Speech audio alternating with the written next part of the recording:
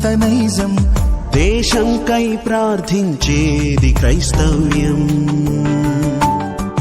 దూషించే వారిని సైతం ప్రేమించే ఉన్నత నైజం, దేశంకై ప్రార్థించేది క్రైస్తవ్యం. మతం కాదిది సన్మార్గం, క్రీస్తు నేర్పిన సౌశీల్యం. మతం కాదిది సన్మార్గం, క్రీస్తు నేర్పిన సౌశీల్యం. ఇది ప్రాచీనం కాదు పాశ్చాత్యం, ఇది ప్రాచీనం కాదు పాశ్చాత్యం.